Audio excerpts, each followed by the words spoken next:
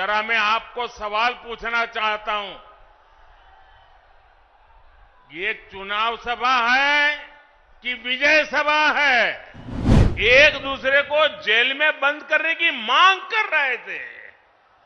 अब वो सब मिलकर मोदी आया। भारत माता की, भारत माता की।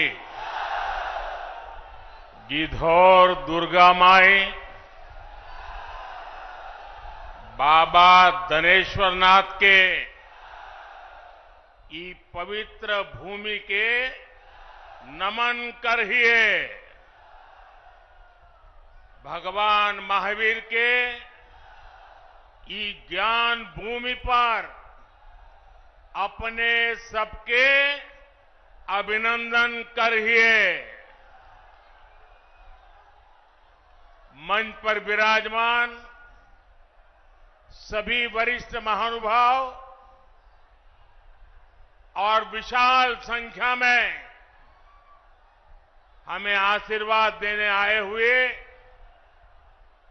मेरे प्यारे भाई और बहनों, मैं इस तरफ देख रहा हूं, पूरा हुजूम का हुजूम अभी आ रहा है।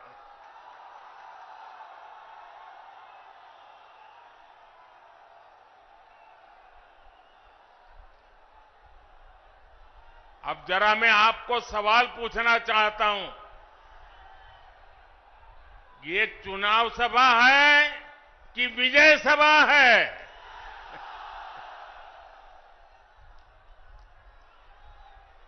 आपने कमाल करके रख दिया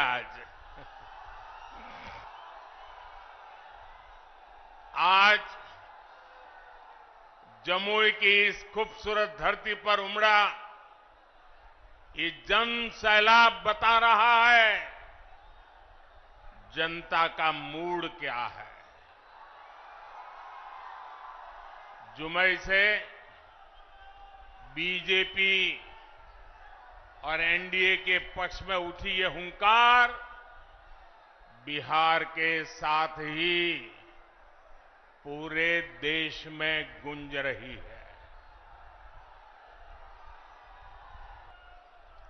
इस मंच से एक कमी हम सबको महसूस हो रही है। हमारे लिए ये पहला ऐसा चुनाव है जब बिहार के बेटे दलितों, वंचितों के प्रिय और मेरे परम मित्र पद्म विभूषण से सम्मानित रामविलास पासवान जी हमारे बीच नहीं है। मुझे संतोष है कि रामविलास जी के विचार को मेरा छोटा भाई चिराग पासवान पूरी गंभीरता से आगे बढ़ा रहे हैं।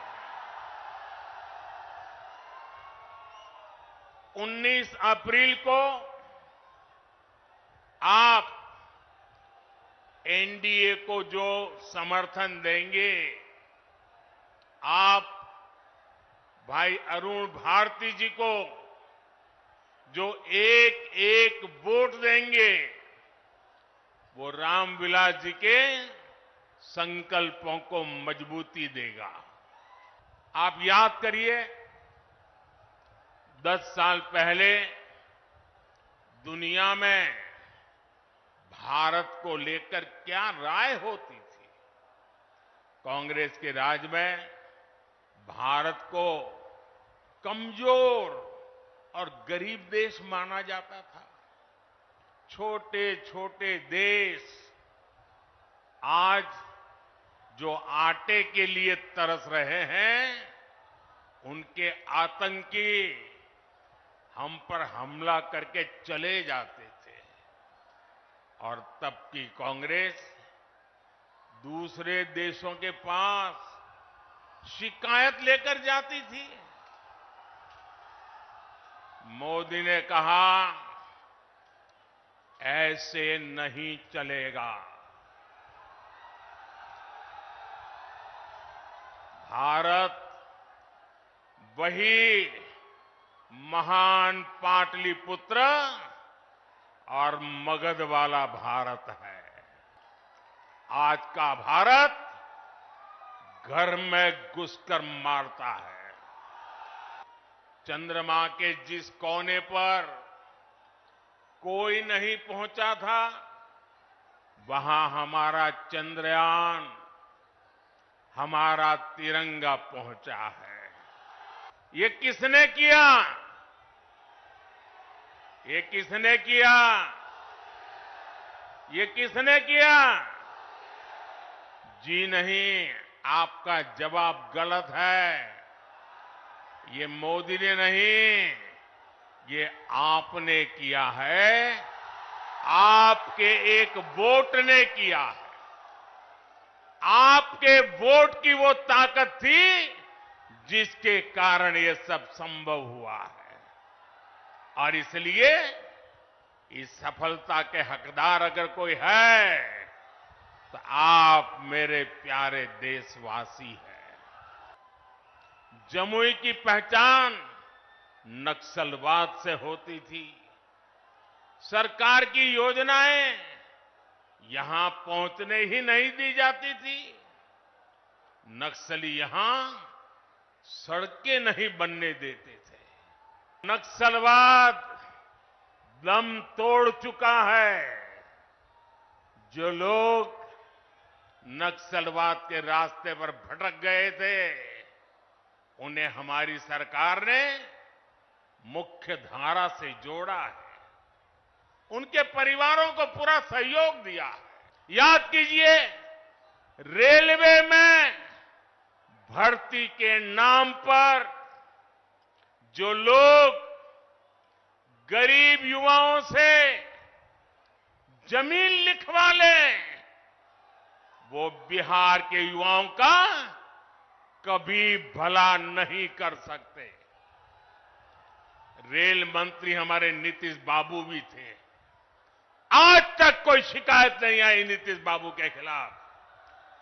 और इन लोगों ने गरीबों की जमीन छीन ली।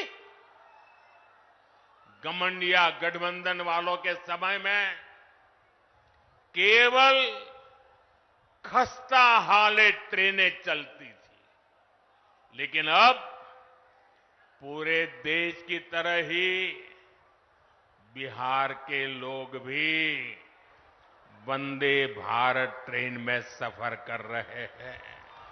यहां जमुई में ही किसानों को इस योजना के तहत 850 करोड़ रुपए से अधिक सीधे उनके बैंक खाते में पहुंचे हैं। आप मुझे बताइए साथियों, एक गठबंधन वालों की सरकार होती तो आपके बैंक खाते में सीधे पैसे भेजने वाली व्यवस्था बनती क्या? हो सकता क्या?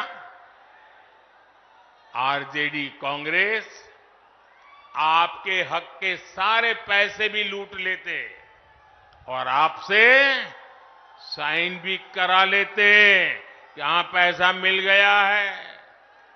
साथियों, आज देश के सारे भ्रष्टाचारी जो हमेशा एक दूसरे से लड़ते थे, एक दूसरे पर भ्रष्टाचार के आरोप लगाते थे, एक दूसरे को जेल में बंद करने की मांग कर रहे थे, अब वो सब मिलकर मोदी आया।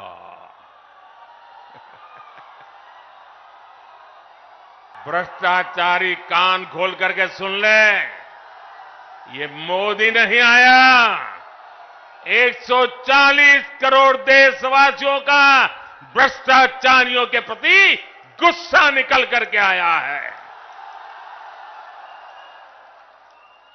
और इसलिए ये मोदी के खिलाफ अनाप शनाप पता नहीं क्या क्या बोलते हैं। साथियों, मैं कहता हूं भ्रष्टाचार हटाओ। मोदी कहता है भ्रष्टाचार हटाओ। वो कहते हैं भ्रष्टाचारी बचाओ। आप मुझे बताइए, भ्रष्टाचार हटना चाहिए कि नहीं हटना चाहिए? इस देश से भ्रष्टाचार जाना चाहिए कि नहीं जाना चाहिए? हर स्तर पर से भ्रष्टाचार जाना चाहिए कि नहीं जाना चाहिए? जिन्होंने लूटा है उन्होंने लौटाना पड़ेगा कि नहीं पड़ेगा? साथियों, ये कौन लोग हैं जो भ्रष्टाचार के खिलाफ इतनी बड़ी लड़ाई का विरोध कर रहे हैं? आप देखिए, एक तरफ एनडीए सरकार है जो नए उद्योग लगाने की बात करती है, दूसरी ओर ये लोग हैं जिनकी पहचान अपहरण उद्योग की रही है। एक तरफ एनडीए सरकार है जो सोलर पावर और एलईडी लाइट की बात करती है, दूसरी ओर एक गठबंधन गठबंधन वाले लोग बिहार को लालटेन युग में रखना चाहते हैं। हम नीतीश जी के सहयोग से बिहार में हाईवे और एक्सप्रेसवे बना रहे हैं, जबकि आरजेडी ने बिहार को गड्ढे और खाई में धकेल दिया था। एनडीए सरकार गरीबों की उनकी जमीन का प्रॉपर्टी कार्ड दे रही है, जबकि आरजेडी के लोग गरीबों की जमीनों पर कब्जा करते हैं। हम महिलाओं को सुरक्षा की गारंटी देते हैं, बेटियों को नए अवसर देते हैं, जबकि आरजेडी के लोग जंगल राज में बेटियों को सड़कों से उठा लिया जाता था। साथियों, हमारी सरकार में राम मंदिर का 500 वर्ष पुराना सपना पूरा हुआ।